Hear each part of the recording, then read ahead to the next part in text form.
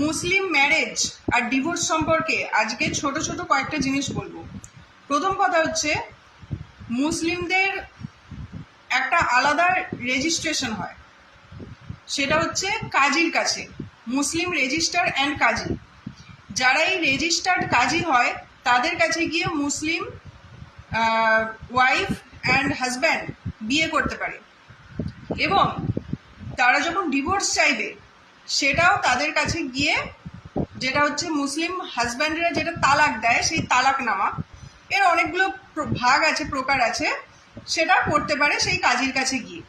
কিন্তু এখন প্রশ্ন হলো, এটা নিয়ে অনেকের কনফিউশন আছে, বিশেষ করে অনেক অ্যাডভোকেটের কনফিউশন আছে যে মুসলিম ছেলেরা হয়তো কোর্টের কাছে ডিভোর্স চাইতে পারে না, একমাত্র মুসলিম মেয়েরা কোর্টের কাছে ডিভোর্স চাইতে পারে। এটা কিন্তু একদমই নয়।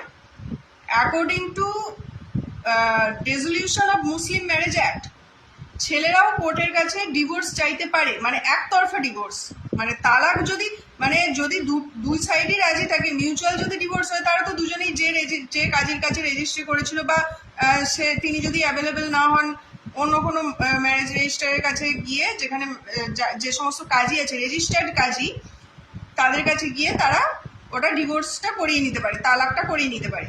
কিন্তু সেটা যখন পসিবল হচ্ছে না, যখন নোটিশ পাঠানোর পরও, হয়তো ধরে নিচ্ছি যে মুসলিম হাজব্যান্ড ডিভোর্স চাইছে, কিন্তু ওয়াইফকে নোটিশ পাঠানোর পরও সে না কাজীর কাছে আসছে, না তাকে কোনো রিপ্লাই দিচ্ছে নোটিশের, নাই সে কোর্টের কাছে আসতে রাজি আছে, তখন একতরফা বা কন্টেস্ট ডিভোর্স মুসলিম হাজব্যান্ড চাইতে পারে কোর্টের কাছে।